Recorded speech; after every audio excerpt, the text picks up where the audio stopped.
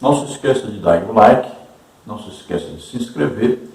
Se você desejar receber PowerPoint aí dos slides, também em Word, a escrita, da lição escrita, muitos comentários lá, em PDF também. Então você entre em um dos nossos grupos, né? Basta você entrar em contato comigo pelo WhatsApp, eu incluo você lá. Vamos então continuar, vamos ver a introdução da lição. Nesta lição bíblica, vamos estudar a identidade pentecostal e sua relação com o Pentecostes bíblico. Contudo, o nosso enfoque será mostrar que algumas sutilezas do erro têm aparecido no meio do movimento pentecostal. No contexto de nossa igreja, o principal deles está relacionado com a negação da autoridade dos dons espirituais e, de uma forma mais específica, a negação da doutrina do falar em outras línguas como evidência física do batismo no Espírito Santo. Vejamos, pois, como corrigir esse desvio doutrinário. Então, estamos vivendo uma época em que a igreja pentecostal está se tornando uma igreja tradicional reformada. Veja só, já temos igrejas verdadeiramente pentecostais antes e que agora são reformadas. Deixaram totalmente de dar importância ao batismo com o Espírito Santo e aos dons espirituais. Isso é um desvio doutrinário terrível e um pecado contra o Espírito Santo. Veja só, é terrível, não é brincadeira. O Espírito Santo é muito sensível. Temos que tomar cuidado com o rumo que a igreja tem tomado. Temos entristecido grandemente o Espírito Santo. E muitas pessoas têm blasfemado, muitos crentes que antes eram pentecostais, têm blasfemado contra o Espírito Santo. Então veja só que Satanás tem entrado sutilmente a afastar os crentes do Espírito Santo. E o que ele tem usado muito nesses últimos dias é exatamente a teologia calvinista. Porque essa teologia nega a atualidade dos dons do Espírito Santo e nega veementemente o batismo com o Espírito Santo e o falar em línguas na atualidade. Além das suas outras heresias conhecidas, né? Que chama tulipa. Você pega aí, entra aí no Google e coloca lá tulipa calvinista, você vai ver as ideias totalmente contrárias à Bíblia que eles ensinam. Entre elas, né, salvação, uma vez salvo, salvo para sempre, predestinação, né, escolha antes da fundação do mundo, o povo que vai ser salvo, o povo que vai para o inferno, e outras doutrinas, né, não acreditam no livre-arbítrio, e vai por aí afora. Várias heresias terríveis. Mas o que muito nos impressiona é que as nossas igrejas pentecostais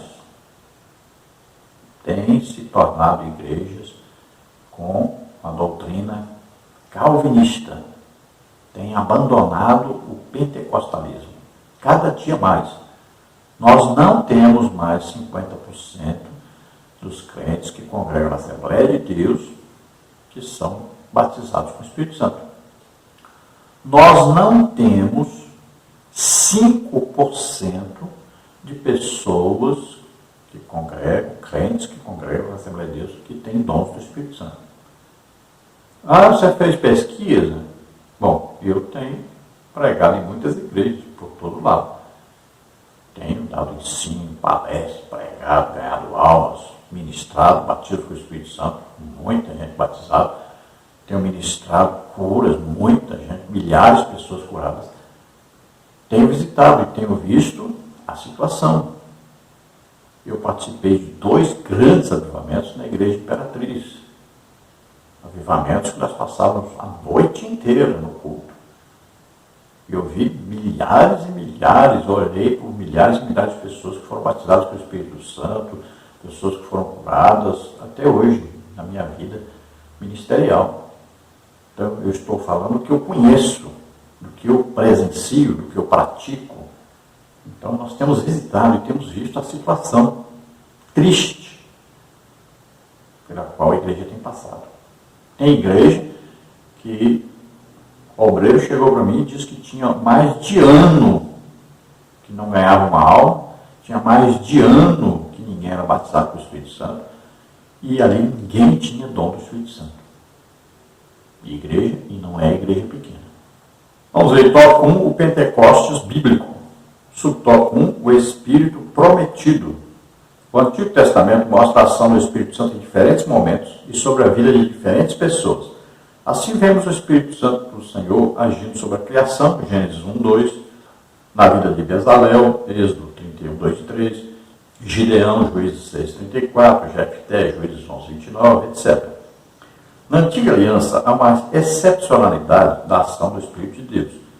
De forma mais específica, o Espírito de Deus sobre o Antigo Pacto atuava sobre a vida de pessoas escolhidas para obras especiais, dos sacerdotes, reis e profetas, como está em Êxodo 28, 41, 1 de Samuel 16, 14, 1 de Reis 19, 16. Assim se observa a ação mais restrita do Espírito de Deus na Antiga Aliança. Contudo, no Antigo Testamento, havia uma promessa do derramamento do Espírito de Deus sobre todos, e não apenas sobre pessoas escolhidas ou uma classe especial, como está em Ezequiel 36, 26, 27, Jeremias 31, 31 a 34 e Joel 2, 28.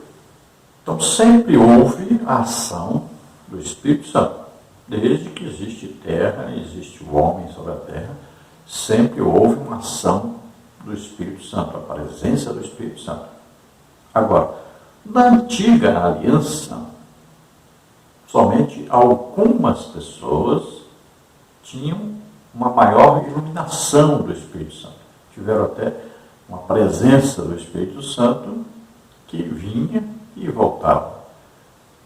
Então veja só, por exemplo, Saul teve uma presença real do Espírito Santo, chegou até a profetizar junto com os profetas, mas a Bíblia diz bem claro que o Espírito Santo saiu dele. Então veja só, lá era possível isso acontecer. E nós vemos que as manifestações do Espírito Santo aconteciam, até as manifestações dos dons do Espírito Santo aconteciam no Antigo Testamento.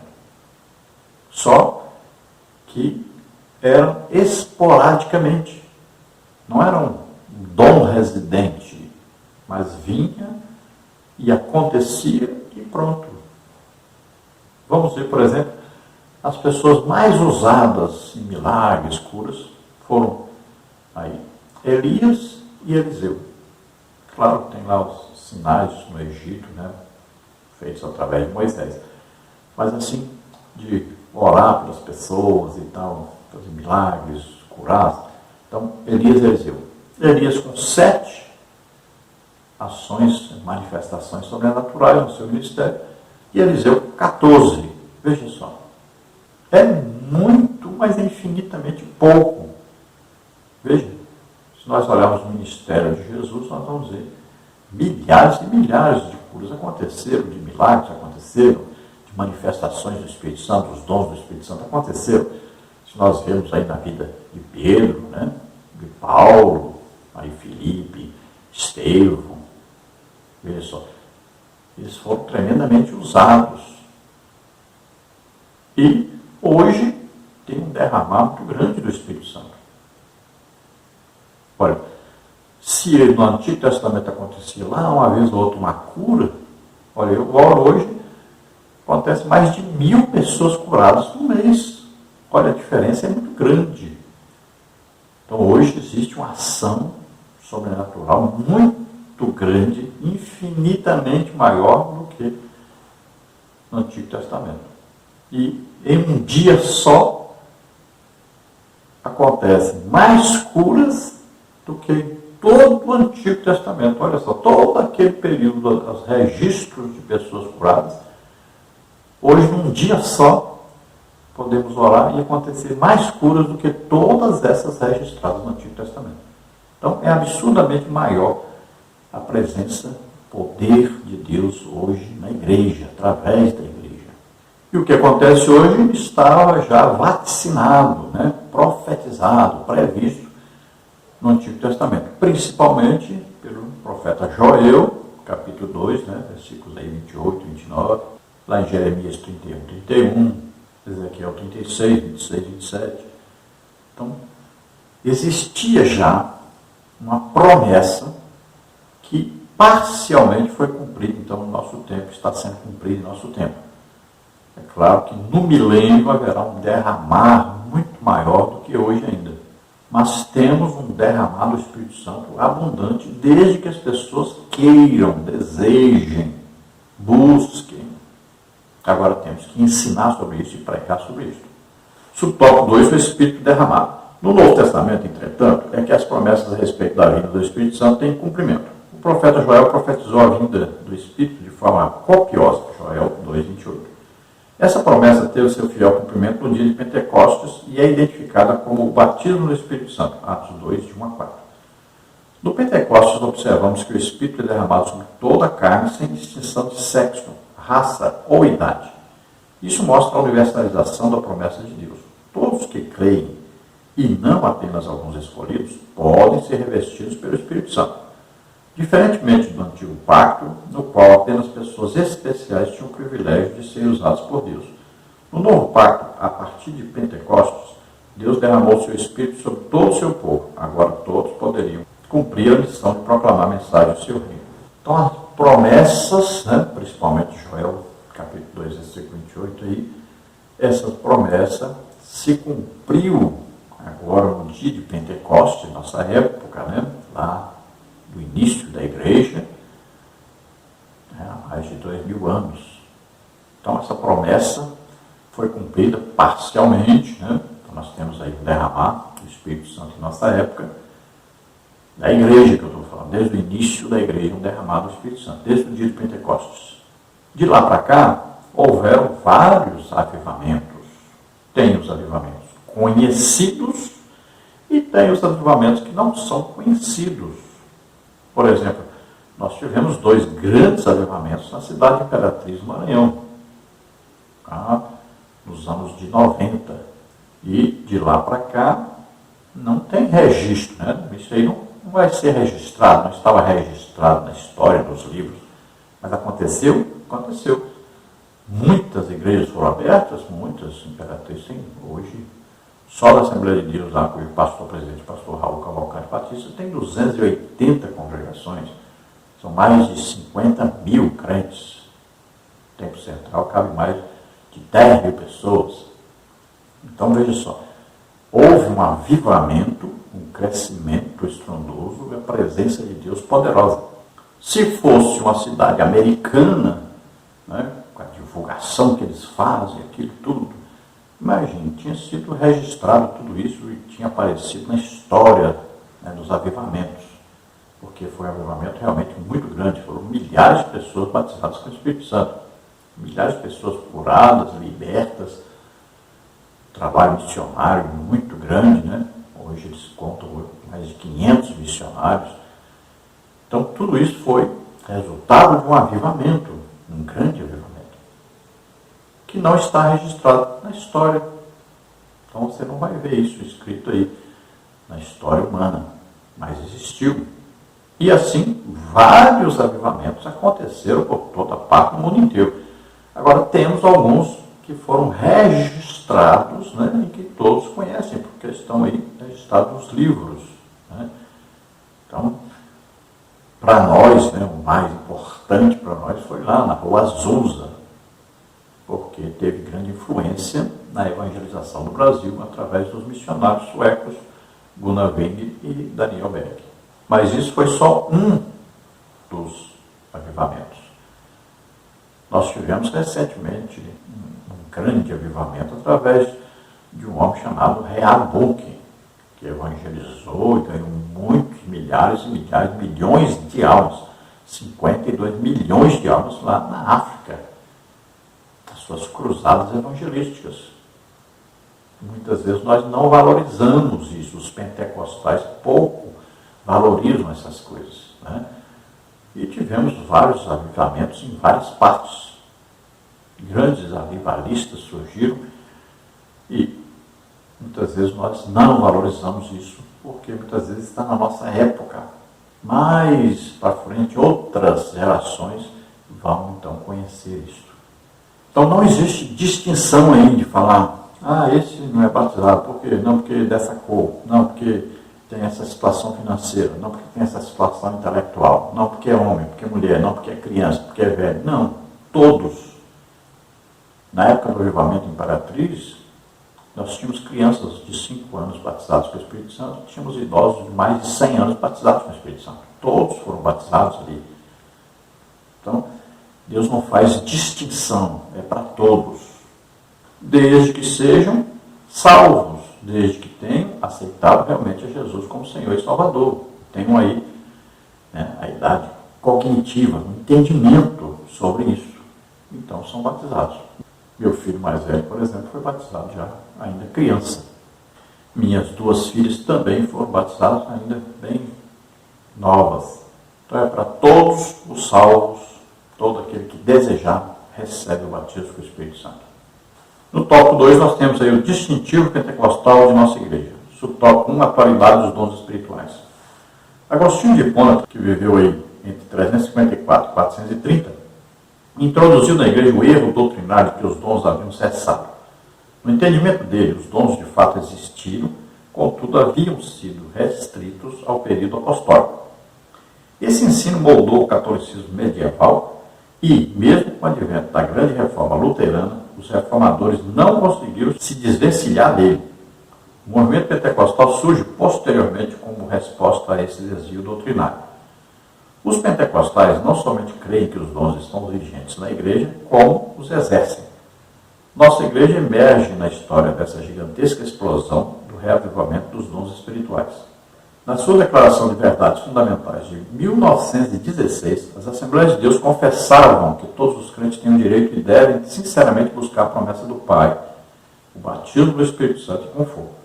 Afirma ainda que, com o batismo do Espírito Santo, vem o revestimento de poder para a vida e serviço e concessão dos dons e seus usos no trabalho e ministério. Lucas 24, 49, Atos 1, 4 e 8, 1 Coríntios 12, 1 a 31. E que essa experiência maravilhosa é distinta e subsequente à experiência do novo nascimento. Atos 10, 44 a 46, 11, 14 a 16, 15, 7 a 9. Então se chega, né, estudando os livros, se chega à conclusão de que Agostinho de Hipona, que é a Igreja Católica Romana, que deu mais essa ênfase de que os dons e o batismo com o Espírito Santo eram para a época dos apóstolos. Como Calvino copiou a maioria das coisas de Agostinho para criar sua doutrina, sua heresia calvinista, então os reformados, seguindo Calvino, as ideias calvinistas e as ideias agostinianas, eles também então adotaram isso. Eles não acreditam que o batismo com o Espírito Santo e os dons do Espírito Santo são para a nossa época também. Acredito que é só para aquela época. Alguns ainda aceitam algum dom do Espírito Santo em operação, desde que lhe convenha. Então, alguns sim, outros não. Eles querem então uma Bíblia para eles e assim, você pode aceitar o que quiser e o que não quiser não aceita.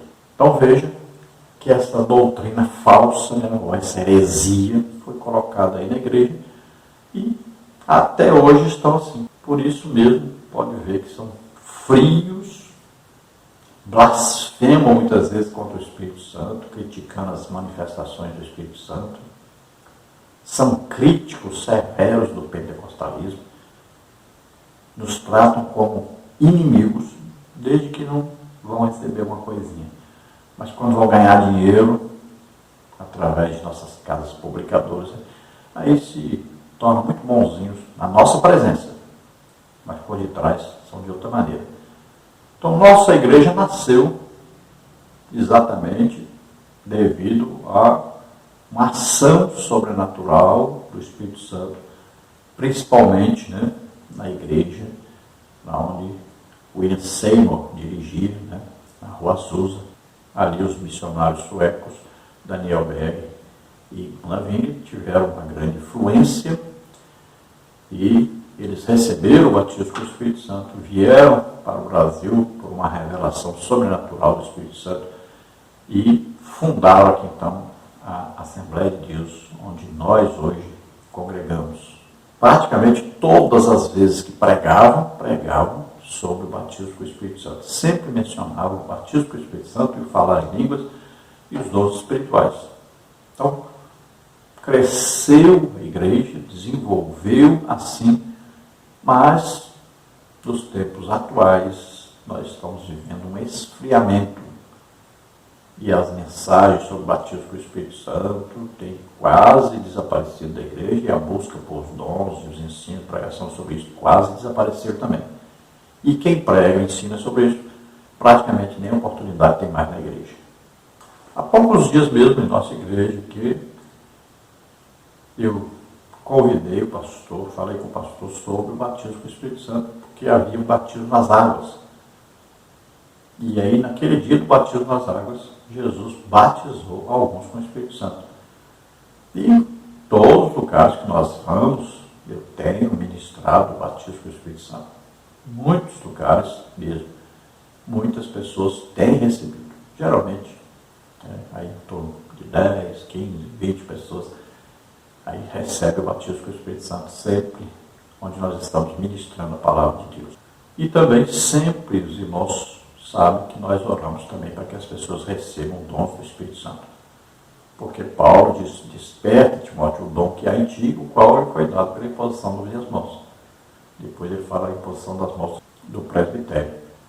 Então é importante impor as mãos e orar para que as pessoas recebam o dom do Espírito Santo. Todos que têm dom do Espírito Santo devem orar para que outros recebam. Deve haver sempre o desejo no coração da pessoa.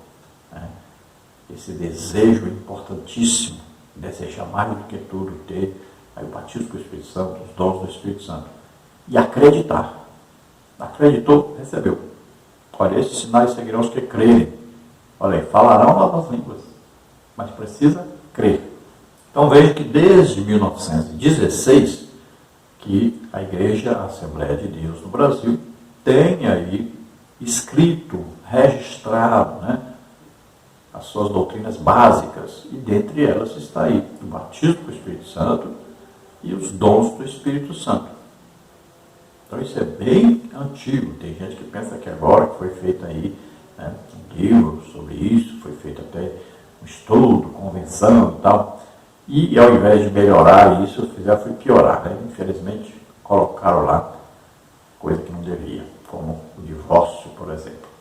Mas já havia, desde 1916, uma doutrina básica da Assembleia de Deus registrada, e lá constava que existe realmente e é atual o batismo com o Espírito Santo e as manifestações dos dons do Espírito Santo. Subtópico 2, as línguas como evidência. A Declaração de Fé da Assembleia de Deus de 1916 afirma que o batismo dos crentes no Espírito Santo é testemunhado pelo sinal físico inicial de falar em outras línguas, conforme o Espírito de Deus lhes dá a capacidade de falar. Atos 2:4. O falar línguas, nesse caso, é o mesmo em essência que o dom de línguas, 1 Coríntios 12, 4 a 10 e 28, mas diferente em propósito e uso. Nenhum pentecostal da primeira geração tinha dúvida quanto a isso. Tanto o William Thorne, bem como o Gunavinho e Daniel Berg, pentecostais da primeira geração, criam e pregavam com convicção essa doutrina. Contudo, nos dias atuais, esse ensino tem dado sinais de enfraquecimento. Isso por conta de ensinamentos sutis que negam a doutrina das línguas como evidência inicial do poderoso batismo pentecostal. A sutileza está em dizer que o falar em outras línguas de fato existe, contudo não é para todos. Esse desvio doutrinário tira a convicção do crente de que esse dom seja para ele. Na dúvida, ninguém recebe nada. Tiago 1, 6 a 8. No entanto, a doutrina das línguas como evidência inicial do batismo no Espírito Santo é inegociável. Então veja que já havia em 1916 um ensino sobre isso, uma declaração oficial sobre isso na igreja. Então o batismo com o Espírito Santo, falar em línguas, veja bem, no dia que nós recebemos o batismo com o Espírito Santo, nós recebemos uma linguagem sobrenatural que vem de Deus, e essa linguagem é uma linguagem que só Deus entende, ninguém mais entende. É para falar com Deus. Veja bem, é uma linguagem para falar com Deus. É uma linguagem de oração. Paulo diz que quem fala em línguas edifica-se a si mesmo. A Judas no versículo 20 do capítulo 1. Então lá diz, edificando na vossa santíssima fé, orando no Espírito Santo, orar nessa língua do batismo. Está em Efésios, também fala aí, orando em todo o tempo, né? Com toda oração, orando no Espírito, letra maiúscula, orando em línguas, orando no Espírito Santo, essa língua de oração. Então essa língua é para falar com Deus, é uma linguagem de oração. Agora, existe o dom do Espírito Santo, chamado variedade de línguas.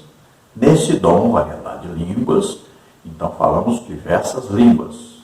Então falamos essa língua do batismo, mas além dessa, tem uma linguagem para você falar, por exemplo, com uma pessoa estrangeira. Tem, por exemplo, a linguagem para ser interpretado, tem uma linguagem de oração de intercessão, tem uma linguagem especial para falar com alguém, uma mensagem que é segredo para todos, só serve para aquela pessoa, você vai falar, só aquela pessoa vai entender. Então, são várias línguas. Então, é bom entender isso. Tem diferença na língua do batismo com o Espírito Santo para as línguas faladas, uma variedade de línguas, que é o dom. O batismo com o Espírito Santo é para todos. E existe gente por aí ensinando que não é para todos. É para todos os crentes. Desde a criancinha, que já sabe que é salvo, até o idoso de 120 anos. É para todos. Agora, dons do Espírito Santo é para todos, mas nem todos recebem, porque depende de Deus. Não, Deus quer que todos tenham. Paulo diz, todos podeis profetizar. Olha, todos podem ter o dom de profecia. O problema é quem busca, quem deseja realmente, quem acredita realmente. Aí é que entra o problema. Porque se não desejar, se não buscar, não vai receber. Mas os dons também são para todos. Então, no início da igreja no Brasil, todos acreditavam nisso, todos buscavam e muita gente recebia os dons. E a maioria dos crentes eram batizados com o Espírito Santo. Mas houve um esfriamento, né? Parece que quanto mais o homem sabe intelectualmente, menos ele sabe espiritualmente. Mas talvez não seja isso. Talvez seja falta de leitura bíblica, porque as pessoas hoje só leem livros, não leem a Bíblia mais. E principalmente a falta de oração e de jejum. Aí complica, né? Sem oração, sem jejum, dificilmente alguém vai receber um dom do Espírito Santo. Dificilmente alguém vai ser usado o dom do Espírito Santo. E muito se buscava o batismo com o Espírito Santo também antes, assim, né? A pessoa orando, jejuando, indo para as reuniões, né? Nós chamávamos aí de vigílias, e aí as pessoas iam buscar e receber o batismo com o Espírito Santo.